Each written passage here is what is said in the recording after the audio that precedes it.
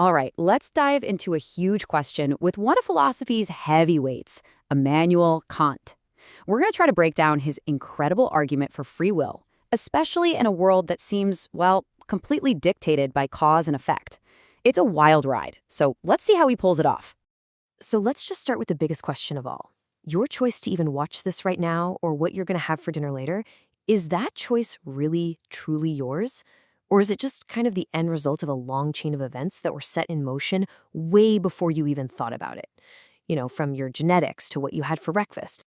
I mean, just look around. The physical world seems to run like clockwork, right? An apple falls from a tree because of gravity. A billiard ball shoots across the table because another one hit it. Every single event seems to have a clear cause that came right before it. That's just the world that science shows us every day. And this whole idea, it's got a name. It's called determinism.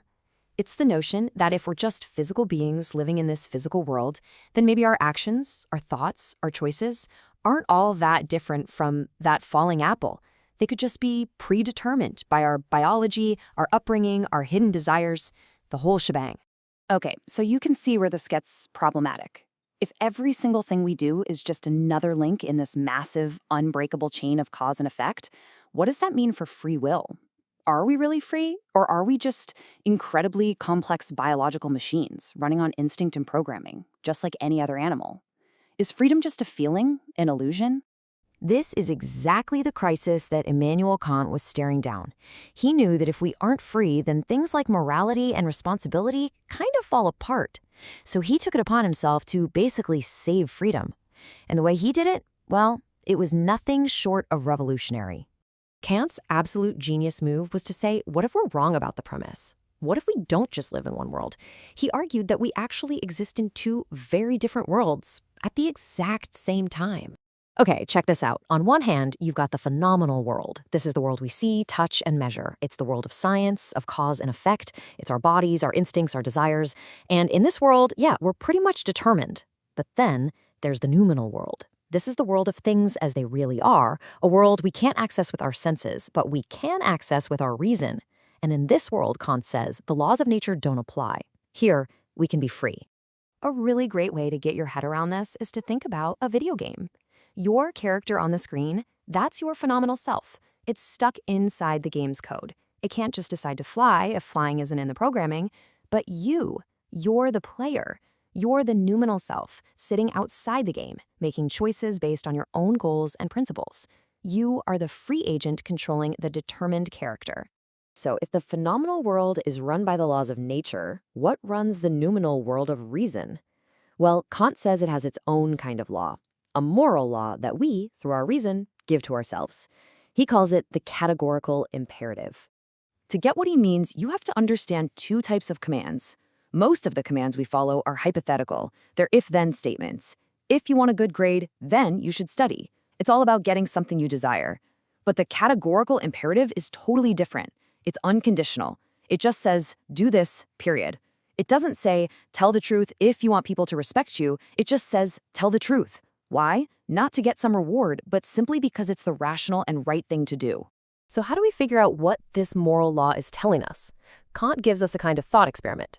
First, just identify the little rule or maxim that you're thinking of acting on. Let's say it's, I'll make a promise I know I can't keep to get some money. Okay, step 2. Imagine that becomes a universal law. Everybody, everywhere, always makes false promises. Now, step 3, ask yourself, could that world even work? Well, no. If everyone did that, the very idea of a promise would become meaningless. The rule destroys itself. So Kant says it's irrational and therefore immoral. And when you put all of this together, it leads us to Kant's absolutely powerful and honestly beautiful vision of what it really means to be free. The key word here is autonomy.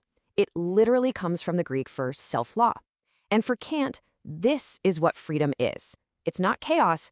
It's this incredible, uniquely human ability to use our reason to understand the moral law and then freely choose to live by it. And we have to be super clear on this because it's a huge point. For Kant, freedom is the opposite of just doing whatever you feel like. If you just act on every impulse, every whim, every craving, you're not free at all. You're actually a slave to your desires, to your phenomenal self, to that determined world of nature. This right here is the heart of it. Real freedom, true autonomy, is all about self-mastery. It's about rising above the push and pull of our instincts and choosing to act based on a law that our own reason provides. It's the moment the player truly takes control of the character. And Kant believed this capacity for autonomy, this ability for us to govern ourselves morally, is precisely what gives human beings their special value, their dignity. It's not about being smart or strong. It's about our potential to be our own moral lawmakers. And this leads right into another famous version of his categorical imperative. Think about it. If every rational person has this incredible capacity for autonomy, then they have this inherent dignity. And because of that, you can never treat another person, or even yourself, like a mere tool, like just a means to get what you want. Every person is an end in themselves. So let's bring it all home. Why are we still talking about these ideas from a guy who lived a couple of hundred years ago? Why does this still matter so much? So if you remember anything, remember this. 1, we live in 2 worlds at once, the determined physical world and the free world of reason. 2, real freedom isn't doing whatever you want. It's autonomy, following the moral rules you give yourself. 3, this ability is the source of all human dignity. And 4, the categorical imperative is the compass our reason uses to find out what those rules are.